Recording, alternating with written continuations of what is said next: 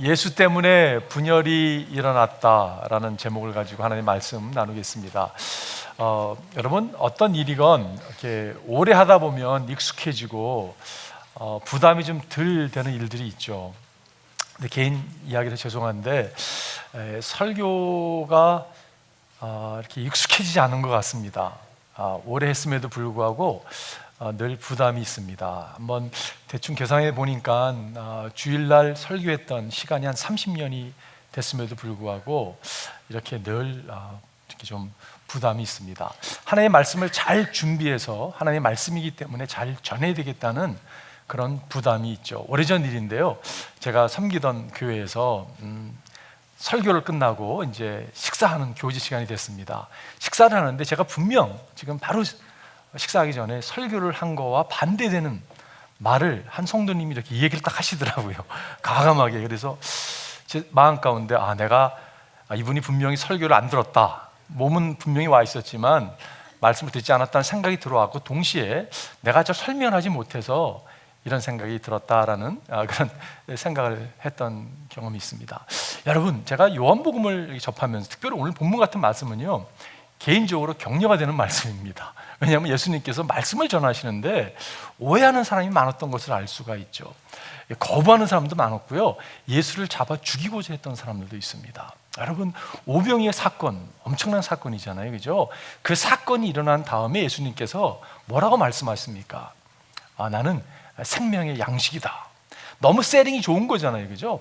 방금 오병이의 기적이 일어났고, 너희 조상들이 하늘에서 내려온 만나를 먹었는데 여기에 만나가 있다고, 이거 나를 먹고 내 피를 마시는 사람은 구원을 얻는다고, 이런 말씀을 하시는데요, 사람들이 이 가르침이 힘들다, 이해가 안 된다라고 그 말씀을 부담스럽게 여기면서 수많은 사람이 따랐다가 다 제 갓길로 돌아가는 모습을 우리는 요한복음 6장에서 접하게 되죠.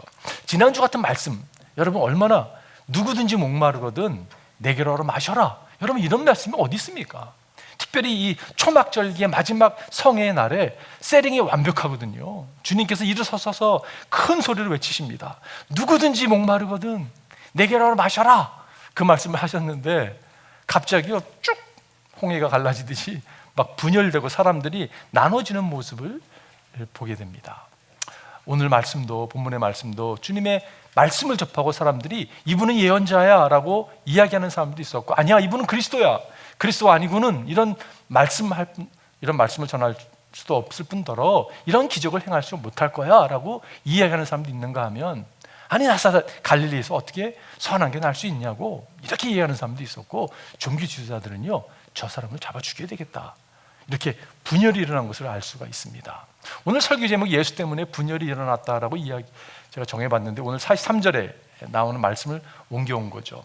여러분, 예수님 그러면 분열을 일으키는 분이 아니라, 예수님은 아버지가 내가 하나 된 것처럼 너희가 하나 되라고 가르쳤던 분이세요, 그죠? 내가 너희를 사랑한 것처럼 너희가 서로 사랑하라고, 하나가 되어야 된다고 가르쳤던 분이십니다.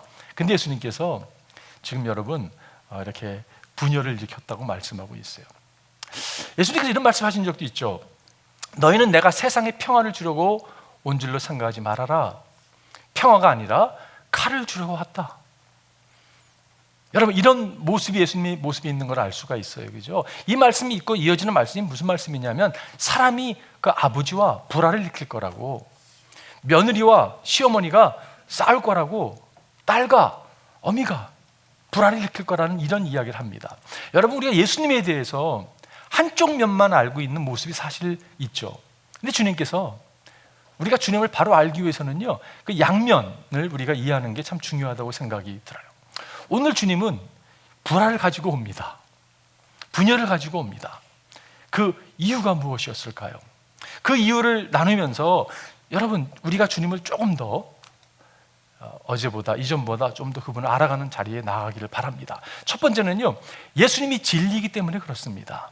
여러분, 왜 분열이 일어나냐면요, 진리는 분열을 일으키기 때문에 그렇습니다. 오늘 말씀을 다시 보게 되면 이 말씀을 들은 무리 가운데 이 사람은 정말로 그 예언자이다 하고 말하는 사람도 있고, 말씀을 들어보니까 와, 이분이 예언자라고, 보통 사람이 아니라고 이야기를 합니다. 그런가 하면 이 사람은 그리스도이다 라고 말하는 사람도 있었습니다. 이분은 메시아야, 그러나 더러는 이렇게 말하였다. 갈릴리에서 그리스도가 날 수 있을까? 이렇게 여러분 나눠지는 모습을 보죠. 오늘날도 마찬가지입니다. 여러분 이 시대가 어떤 시대입니까? 진리를 거부하는 시대죠. 여기에 진리가 있습니다라고 얘기하면요, 그건 당신의 진리지 내 진리는 아닙니다라고 반박하는 시대를 우리가 살아가고 있습니다. 예를 들어서 여러분 미국에서 보면 이렇게 재치기를 하면 God bless you 그러잖아요. 그래요? 여러분 그죠? 그러면 뭐라고 답하십니까? Thank you 답을 합니다. 그 말에 기분 나빠할 사람 한 사람도 없죠. 누군가 대화를 하다가 참 어려움 가운데 있군요. 제가요 부족하지만 제가 기독교인인데 제가 시간 될 때 한번 기도해 드릴게요. I will pray for you. 나중에 제 시간에 디보셔널 타임에 기도할게요. 그러면요 thank you 이렇게 얘기를 하죠. 근데 만약에 여러분 예수님이 이런 말씀을 하셨습니다. 내가 곧 길이요 진리요 생명이니 나로 말미암지 않고는 아버지께로 갈 사람이 없습니다. 예수 믿으셔야 됩니다 라고 얘기하면요 굉장히 불쾌해합니다. 여러분 경험 있지 않으세요? 당신 운동하러 와서 이런 얘기해? 최근에 들었던 얘기예요. 운동하러 갔다가 여기 운동하는 데지 이런 얘기하는 데냐고. 괜히 얘기했다가 민망을 당하는, 여러분 그게 현실입니다. 그런 얘기는 다른 데 가서 하세요. 교회에서나 하시지 왜 이런 데서 하십니까? 참 지혜가 필요하죠. 어느 정도 이렇게 관계가 됐기 때문에라고 얘기했는데 여러분 그런 거를 경험하는 것이 우리의 모습이죠. 여러분 진리는요 분열을 일으키는 것을 보게 돼요. 이런 말씀 여러분, 이 예수 밖에는 다른 아무에게도 구원이 없습니다. 사람들에게 주신 이름 가운데 우리가 의지하여 구원을 얻어야 할 이름은 하늘 아래에 이 이름밖에 다른 이름이 없습니다. 이렇게 얘기해 보십시오.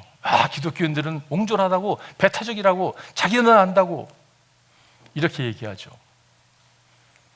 근데 여러분 성경이 사도들이 증거한 것대로 구원을 얻을 만한 다른 이름을 주신 적이 없습니다. 만약에 여러분 우리가 고아로 태어나지 않았는데 고아처럼 알고 살아가고 있는데 나를 낳아준 아버지가 발견된 바 되면 그분을 찾아가야 되는 거죠. 여러분 진리는요 분열을 일으키게 되는 것을 알게 돼요. 진리가 선포될 때 싸움이 일어나는 걸 보게 돼요. 사탄이 여러분 싫어합니다. 진리를 싫어하고 증오하고 대적하죠. 세상이 여러분 만만치 않죠. 진리를 선포해 보십시오. 반응이.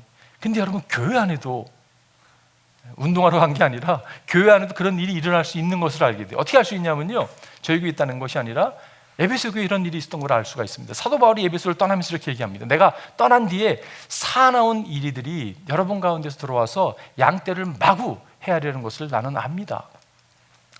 바로 여러분 가운데서도 제자들을 이탈시켜서 자기를 따르게 하려고 이그러진 것을 말하는 사람들이 나타날 것입니다. 여러분 사도 바울은 알았어요. 에베소 교회를 자기가 복회를 하고 떠나면서 여기에 거짓 교사들이 찾아와서, 여러분 바울만 이 얘기한 것이 아니라 베드로 서신을 보면 베드로도 이 얘기를 하고 있고 요한 서신을 보면 요한도 이런 이야기를 하고 있는 것을 보게 돼요. 여러분 사탄의 역사가 있습니다.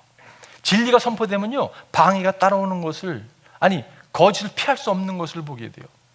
그 악마의 편지라고 하는 C.S. 루이스가 쓴 편지, 그 책 가운데 제가 좋아하는 여러분과 나눴던 기억도 있는데요.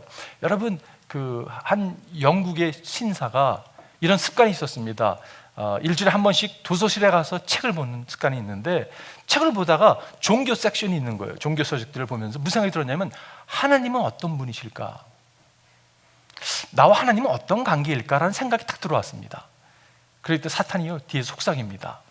왜 쓸데없는 생각하냐고. 지금 정시간이 다가오는데 가서 밥이나 먹으라고. 그렇지, 정시간이 다가왔구나. 그래서 식사를 합니다.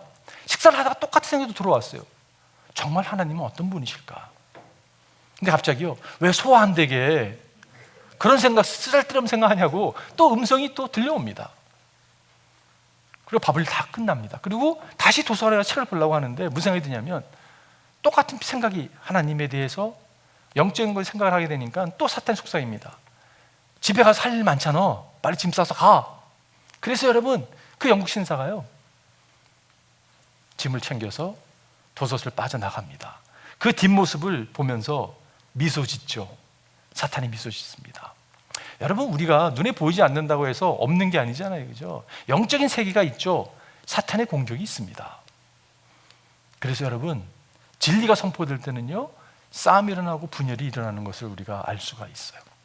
두 번째 포인트는요, 예수님에 대한 사람들의 각기 다른 생각들 때문입니다. 여러분, 우리가 참 생긴 것도 다르고 의견도 다르고요, 프리윌이 있어가지고요, 나름대로의 생각이 있죠. 그 다른 생각 때문에 빚어지는 분열이 또한 있는 것을 우리는 알 수가 있어요. 오늘 본문에 보니까 이 말씀을 들은 무리 가운데서 이 사람은 정말로 그 예언자이다 하고 말하는 사람들도 있고, 어떤 생각이냐면 이 사람은 예언자야. 예언자가 아니고는 이렇게 위대한 말씀을 어떻게 할 수 있겠어? 여러분, 이렇게 생각했던 사람은요, 지금 모세가 기록한 신명기를 알고 있던 사람이에요. 무슨 말씀이었냐면 이런 말씀입니다. 주 당신들의 하나님은 당신들의 동족 가운데서 나와 같은 예언자 한 사람을 일으켜 세워주실 것이니 당신들은 그의 말을 들어야 합니다. 이 신명기의 말씀을 기억하면서 이분이야말로 예언자 아니고, 아니 예언자가 아니겠냐고 이렇게 여겼던 사람들이에요. 여러분, 오병이어의 사건을 통해서, 오병이어 사건을 경험하면서 사람들이 이분은 he must be prophet 이렇게 여겼던 사람들의 소리가 있었던 걸 알 수가 있죠. 6장에 보면 이런 말씀입니다. 사람들이 예수께서 행하신 표정을 보고 이분은 참으로 세상에 오시기로 된 그 예언자이다 하고 말하였다. 이분이 예언자가 아니고는 어떻게 이렇게 할 수 있냐고 이야기하는 모습을 보게 되죠. 그래서 그들이 예수를 그들의 왕으로 삼고자 했습니다. 근데 여러분, 예언자라는 것은 수많은 예언자가 있지만 예수님이 말씀하신 것을 잘 살펴보면 예언자 수준이 아니잖아요, 그죠? 그분이 예언자 수준이 아니죠. 누구든지 목마르면 나게로 와서 마시라 할 정도, 이렇게 말씀을 했던 예언자가 어디 있습니까? 한 사람, 역사 가운데 한 사람도, 구약에 한 사람도 없었죠. 인간의 몸을 입고 우리 가운데 찾아오신 하나님이 아니고서는 여러분, 이런 이야기를 할 수가 없는 분이라는 것을 우리가 알고 있습니다. 예수를요, 예언자급으로 취급하는 모습이 우리 가운데 있는 것을 보게 돼요. 그분의 가르침을 보라고, 너무 위대하지 않냐고, 그분의 행적을 보라고, 이분은 정말 위대한 분이셔. 그 이상이 아닌 거예요. 거기서 머물고 있다면 여러분, 그분은 우리의 구원자가 될 수가 없습니다. 성경을 필 때마다 정말 이분의 말씀은 기가 막혀, 어떻게 이런 말씀을 할 수 있겠어? 거기서 머문다면 그분은 여러분과 저의 구원자가 될 수가 없어요. 거기서 머물 수 있는 게 아니죠. 우리가 예수 그리스도의 신성을 인정하지 못하기 때문에 그분께 맡기지 못하는 모습이 있습니다. 여러분, 예수님을 구원자로 믿지 못하기 때문에, 그냥 좋은 선생으로만 알고 있기 때문에 여러분, 그분께 온전히 우리 삶을 의탁하지 못하는 모습이 있어요. 그래서 우리가 염려 근심하고 막 살아가는 모습이 있잖아요, 그죠? 저는 그게 그 이슈라고 생각이 됩니다. 여러분과 제가 예수를 온전히 하나님이라는 사실을 믿고 받아들이기를 바라요. 그럴 때 여러분, 구원이 임할 뿐 아니라 진정한 해방이 우리 가운데 찾아옵니다. 두 번째 불의의 사람은 어떤 사람이었냐면 41절에 보니까 이 사람은 그리스도이다 하고 말하는 사람도 있었다. 여러분, 그리스도라는 표현은요, The Anointed One, 메시아를 가리킵니다. 메시아라는 표현은요, 시편 2편을 보게 되면 그 메시아에 대한 예언이 소개가 되는데, 시온성에서 정말 하나님께서 다윗의 왕궁에 다스릴 왕을 세우는, 왕권을 가지고 다스릴 왕이 나타난다는 그런 이야기가 나오고요, 구원자라는 이야기가 나옵니다.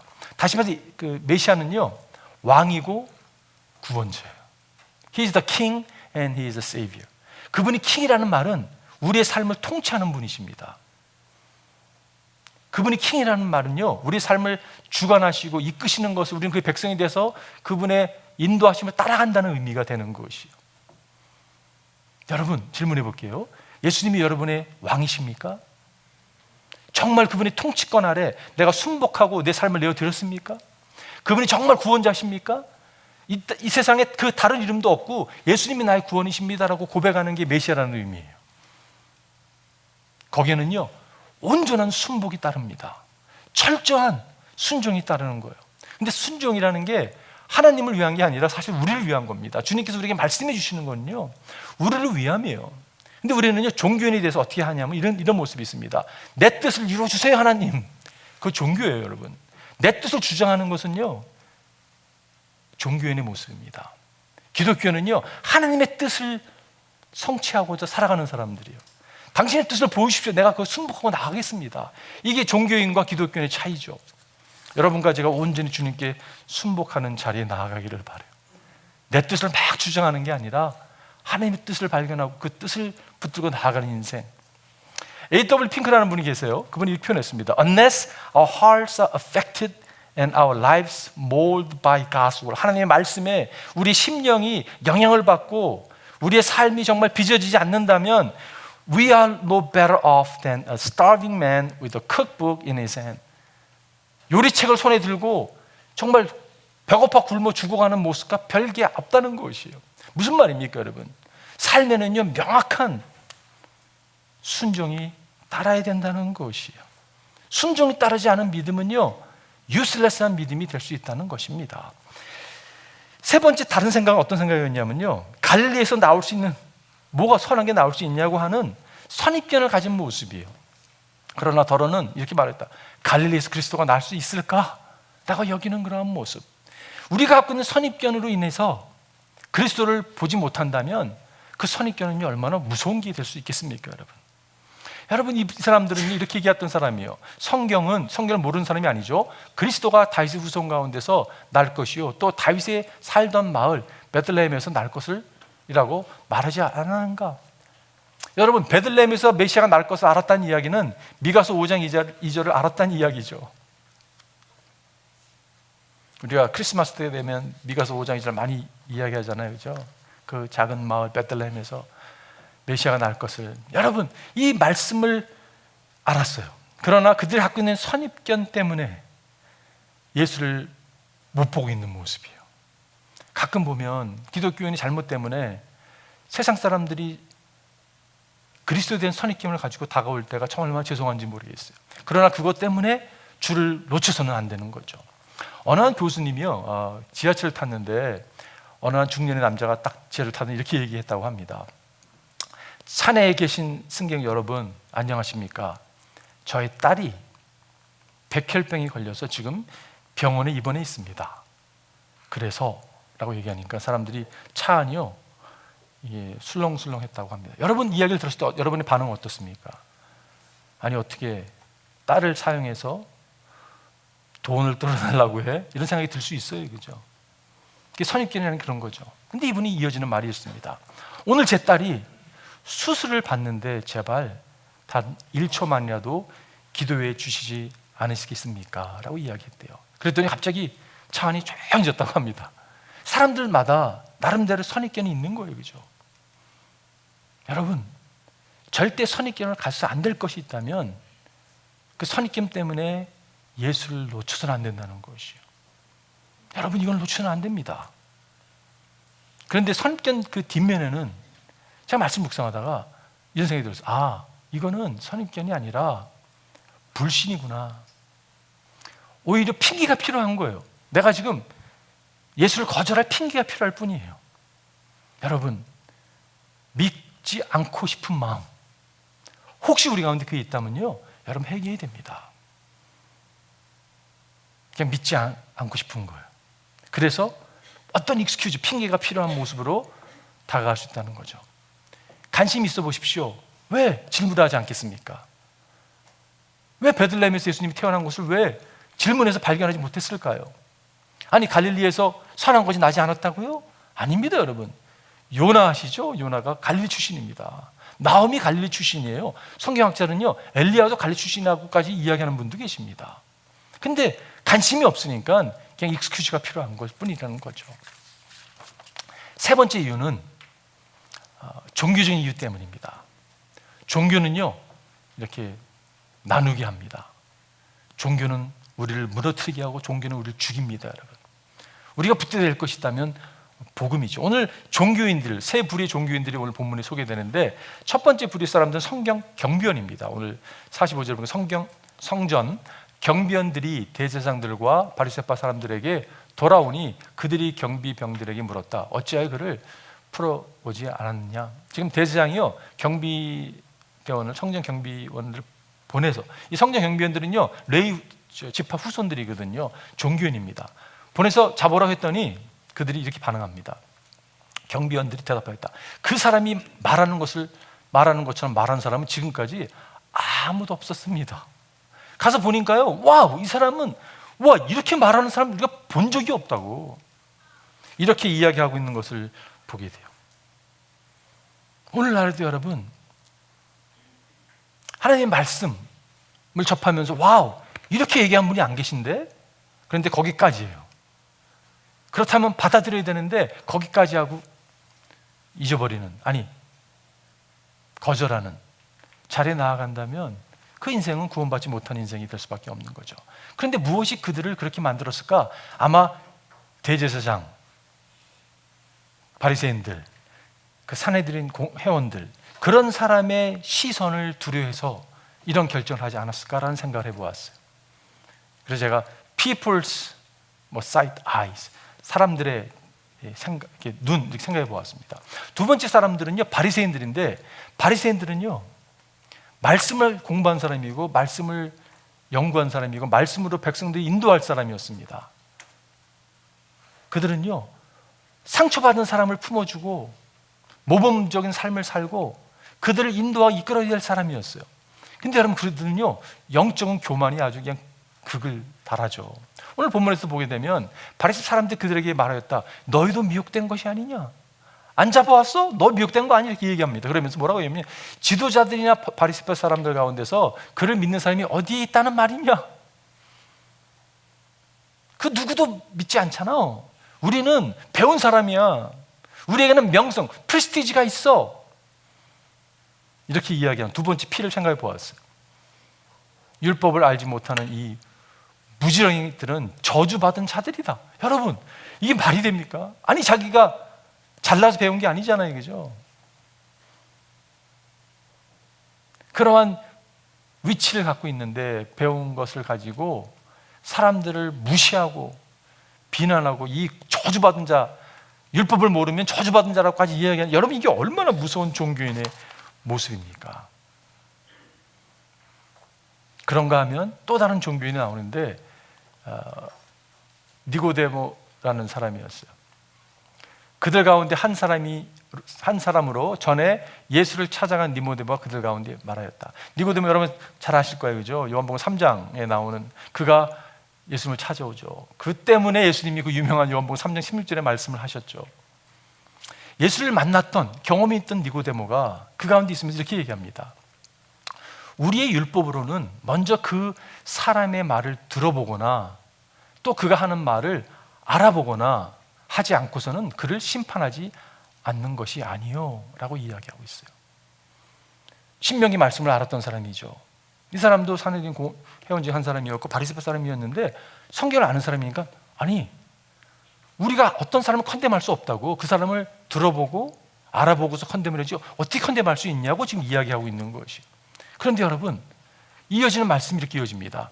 그들은 니고데모에게 말하였다. 당신도 갈릴리 사람이요?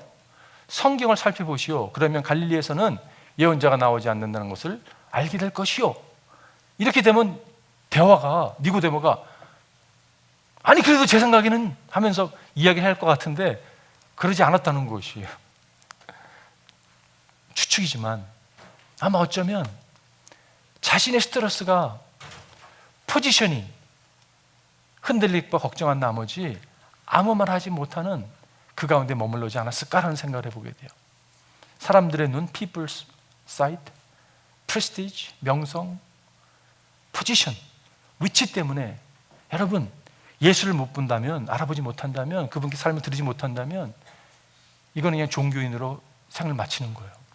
여러분, 종교는 허무입니다. 근데 복음은 우리를 세우는 것이에요. 여러분과 저는 복음을 받은 사람들입니다. 팀 켈러 목사님이 그렇게 표현했어요. The essence of the other religion is advice. 여러분, 다른 종교의 본질은요, 어드바이스입니다. 충고예요. 어떤 충고가 있습니까? 근데 크리스천리티는요, Christianity is essentially news. 기독교가 다른 게 뭐냐면 본질적으로 기독교는 뉴스잖아요, 그죠? Other religions said, this is what you have to do in order to connect to God. 영원한 하나님과 연결되기 위해서 이런 일을 하셔야 됩니다가 다른 종교의 메시지죠. This is how you have to live in order to earn your way to God. 하나님께 나아가는 그거를 얻기 위해서 이런 삶을 살아야 됩니다가 모든 종교예요. 여러분 모든 종교 다 공부해 보십시오. 다 이 얘기를 하고 있는 거예요. 근데 기독교는 무슨 얘기를 하고 있습니까? But the gospel says, 복음은 this is what has been done in history. 역사 가운데 주님이 행하신 일들이 선포된 게 복음이잖아요, 그죠? This is how Jesus lived and died to earn the way to God for you. 여러분과 저를 위해서 우리가 하나님께 나아갈 수 있는 그 길을 주님께서 죽으시고 사심으로 우리에게 제공된 거지. 그래서 Christianity is completely different. 다른 종교와 비교할 수 없는 거죠. It is joyful news. 이거는 소식입니다, 여러분. 얼마나 가슴 벅찬 표현인지 모르겠어요. 여러분과 제가 복음을 붙들고 살아가기를 바라요. 제가 결론 내면서 여러분이 질문해 볼게요. 여러분, 예수님을 어떻게 알고 계십니까? 예언자를 알고 계세요? 그리스도라고 알고는 있는 것 같은데 그분께 드리지 못한 삶이 있습니까? 여러분 영적으로 속지 않았으면 좋겠어요. 사탄은요 딜레이 시킵니다. 주님은 오늘이 구원의 날이라고, 지금이 은혜 받은 날이라고 말씀하시는 분이세요. 예수님은 어떻게 보고 계십니까? 예수님은 여러분과 저를 위해서 희생하신 분이세요. 사형 선고를 대신 받으시고 죽으셨다가 여러분과 저를 대신해서 살아나신 분이세요. 네. 제가 오늘 마지막 곡을요, 작은 불꽃이라는 노래를 제가 선택했습니다. 이런 가사입니다. 작은 불꽃 하나가 큰 불을 일으키듯 주의 사람들 그 불에 몸 녹이듯이 주님의 사랑 이같이 한 번 경험하면, 너무 우리 스파크할 때 많이 부르고, 제가 과거에 있었던 선교단체 이름이 작은 불꽃인데요, 참 많이 불렀어요. 주님의 사랑을 한 번 경험하고는요 스타팅 포인트입니다. 이거는 다 경험해야 돼요. 이 경험함이 없이는 여러분 구원이 없습니다. 죄송합니다. 이 경험이 있어야 되거든요. 한 번 경험하면 이것을 전하지 않고 못 견디는 삶을 살아가게 된다는 것이요. 이 시작이 있고 복음을 깨닫고 복음을 누리고 살다가 주님께 나아가는 것이에요. 지난주 수요일 날 나성영락교회 박희인 목사님이 소천했다는 소식을 접했습니다. 그날 아침에 접하고 나서 새벽 3시에 하늘나라 가셨다고. 그리고 제가 참 존경하는 목사님이고 저희 교회를 참 사랑해 주셨던 목사님인데 그리고 목사님이 금년 초에도 통화했었거든요. 목사님이 전화를 주셔가지고 누구를 소개시켜 주셔서 너무 감사하고, 늘 작년에도 무슨 목사님이 섬기시는 선교단체에서 하는 세미나에 저는 뭐 강사를 쓸 수 있는 사람이 아님에도 불구하고 저를 막 초대해 주셔가지고 너무 사랑을 많이 받은 분인데, 여러분 그분의 하늘나라 가셨다는 이야기를 접하고요 많은 생각이 제 마음 가운데 있었습니다. 많은 생각이 있었어요. 근데 여러분 그거 아세요? 박희인 목사님이 얼마 전에 책을 쓰셨는데 그때 이렇게 이민택 목사님이 질문을 많이 하셨고 저도 한 10가지 질문을 가지고 목사님이 질문했던 기억이 있습니다. 그 질문에 답변을 하시는데 깜짝 놀랐던 사건이 하나 있었어요. 목사님이 젊었을 때